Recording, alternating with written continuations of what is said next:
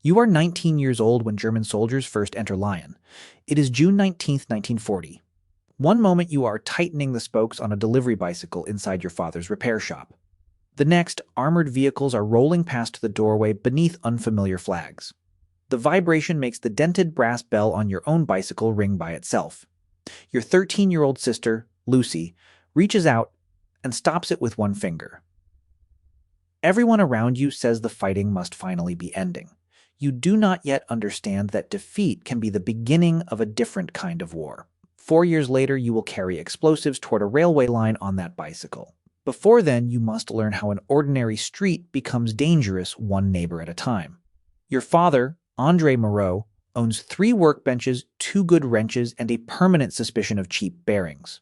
Your mother, Marguerite, alters clothing for families who can no longer afford anything new. Elise Bernard lives above the bakery across the street. She works as a junior clerk in a municipal records office. Your closest friend, Mathieu Caron, repairs signals for the railway outside Perrache station. You expect to inherit the shop, marry Elise, and complain about customers until your hair turns white. Then, France collapses in 6 weeks.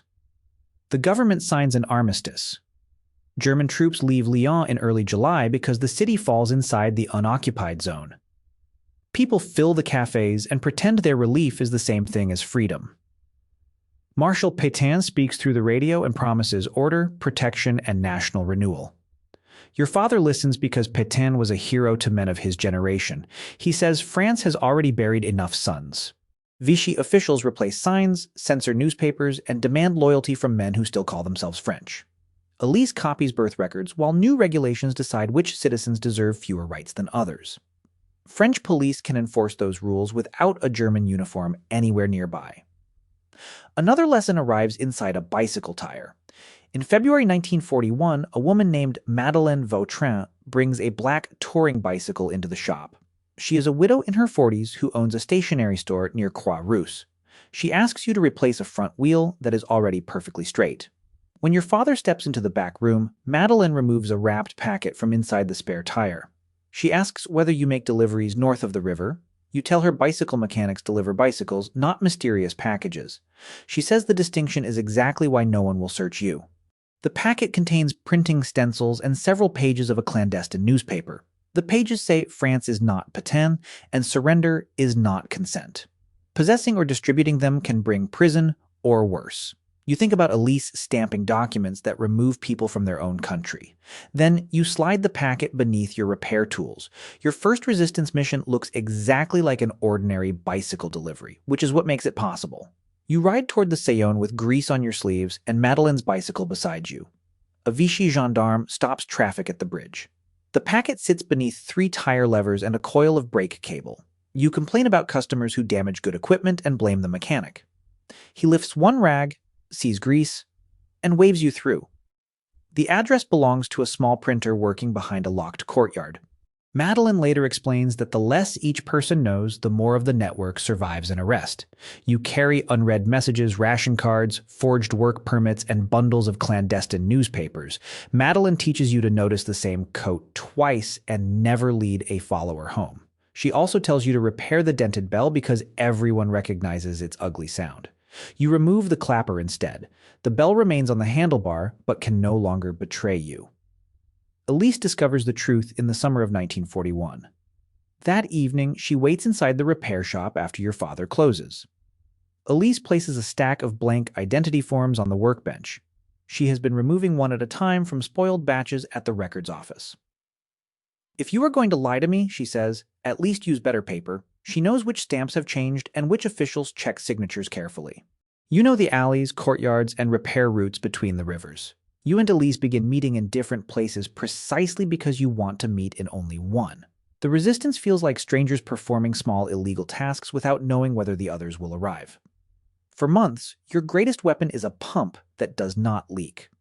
In August 1942, French authorities conduct roundups across the southern zone. Madeleine arrives after midnight with 2 new photographs, and no greeting.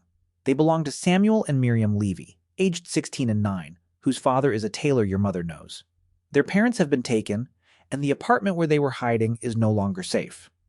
Elise must turn the photographs into identities that can survive a train inspection. Samuel becomes your cousin from Saint-Étienne, and Miriam becomes his younger sister, Marie. Your task is to take them to a farm outside Bourg-en-Bresse. Miriam sits on your rear carrier with a loaf of bread across her knees. At a road checkpoint, 2 French policemen inspect travelers beneath a portrait of Pétain. One officer studies Miriam's identity card longer than the others. He asks what village her mother was born in. You do not know the answer Elise wrote. Miriam looks at your silent brass bell. Then she complains that her useless uncle promised to repair it before the journey. The officer laughs at your embarrassment and hands the card back. For the next kilometer, nobody speaks until Miriam says good liars always blame relatives. Samuel asks how long he must remain someone else, and you answer until France becomes itself again. When you return, your father is waiting beside the locked shop door. He asks whether you understand what happens to the family of a captured courier. You tell him families are already being taken while careful people watch. Your mother quietly places a jacket with a hidden inner pocket on the counter. He says courage is becoming far too crowded in his own house. On November 11, 1942, German forces occupy the southern zone. German security services establish themselves in the city. Madeleine gives everyone code names and divides the network into separate cells. You become mécanicien, the mechanic. You are told never to say Madeleine's real name again. The hidden radio moves beneath a loose section of flooring in the repair shop. After curfew, your family gathers around it at the lowest possible volume. The BBC arrives through static, with news Vichy newspapers do not print. Your father still dislikes de Gaulle's speeches. He now dislikes the men searching French homes considerably more. One January evening, German soldiers and French police enter the building during a neighborhood search. You lift the floorboard, but a cable remains visible beside the workbench. Your mother stands over it and unfolds a coat as if checking the hem. A German soldier notices the fresh scratches in the wood. Before he can bend down, André kicks a tray of ball bearings across the floor. The soldier slips, curses, and points his weapon toward your father. André begins shouting about careless apprentices ruining precision parts. The patrol searches the cupboards, takes 2 bicycle lamps, and leaves.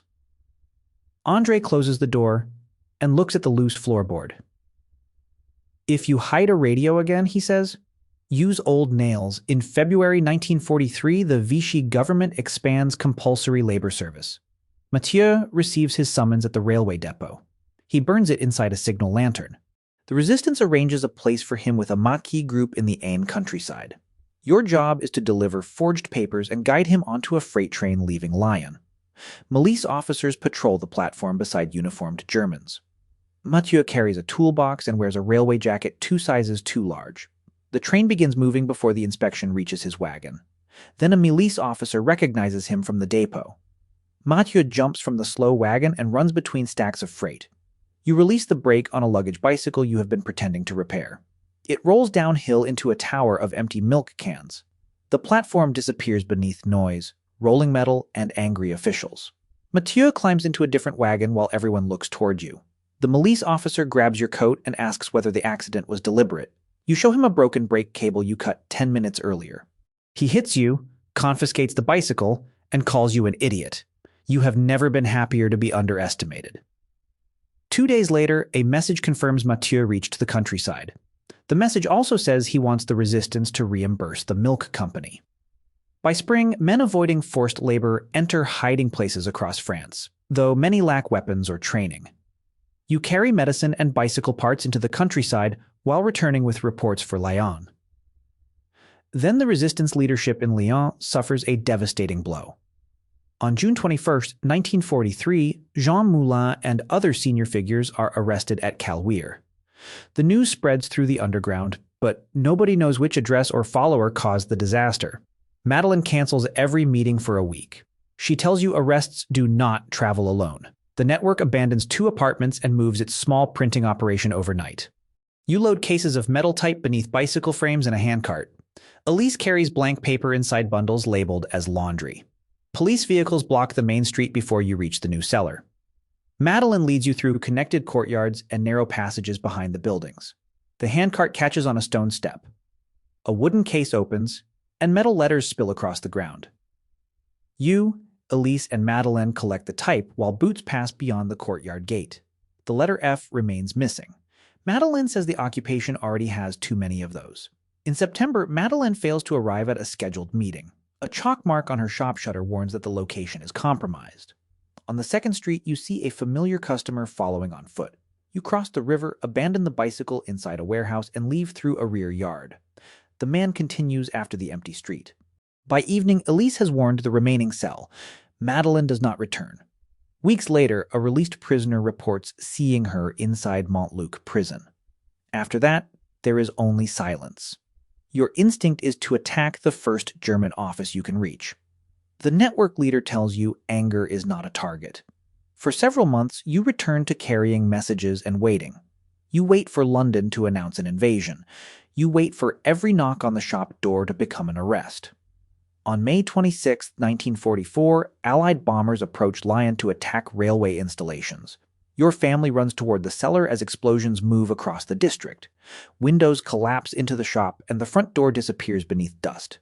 The bombs damage rail facilities and part of the German security headquarters. They also strike homes occupied by the people the Allies claim to be liberating. You crawl into the street and find Elise digging beside a collapsed wall. Her mother is trapped in the bakery cellar. André uses a bicycle frame as a lever while neighbors clear broken masonry by hand. They reach her alive, while other families across the neighborhood are less fortunate. That evening, the BBC reports successful attacks on enemy transport.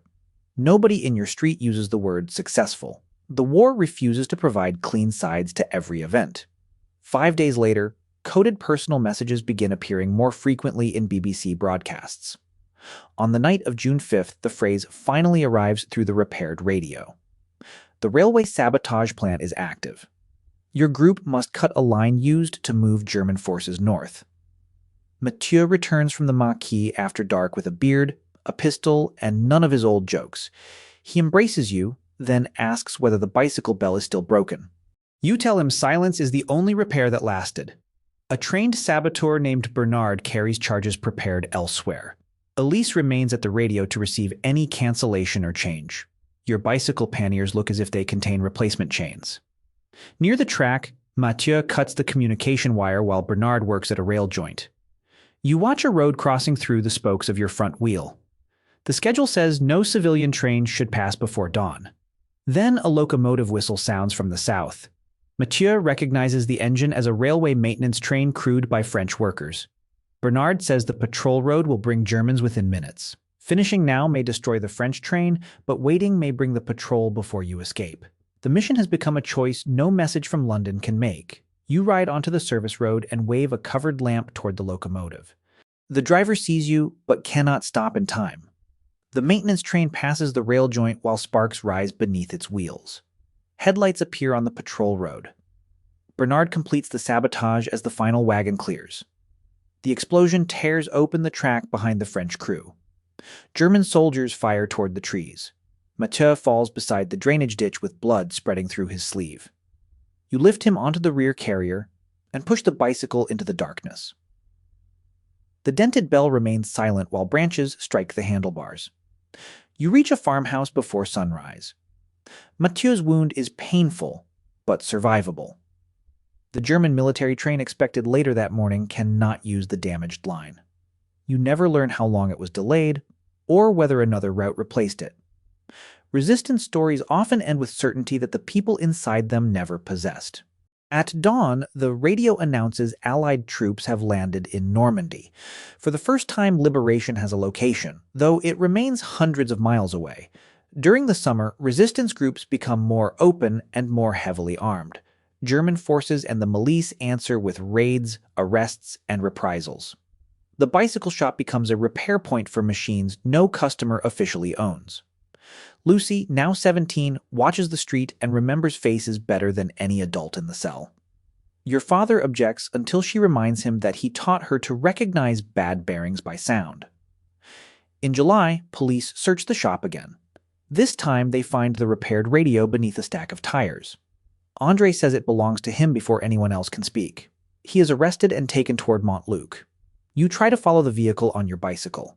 Elise pulls you into an alley before the guards see you. Running after a prison truck cannot rescue your father. It can only provide the prison with another Moreau. You continue working because stopping would make his choice useless.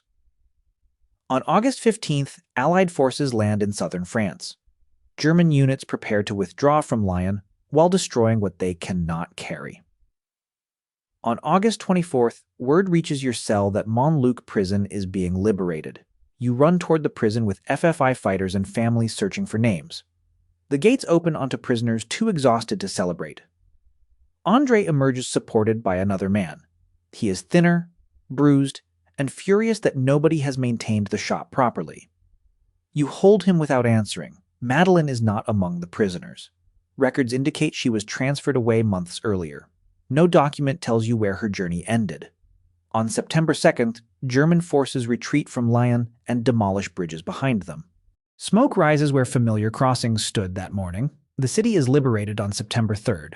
Men who joined the resistance last week wear armbands beside people who served for years without names. Some suspected collaborators are dragged into public squares. A baker points toward a woman who once served German officers in her cafe. The crowd demands that you confirm she was an informer. You have never seen her at a police office or a compromised meeting. You refuse.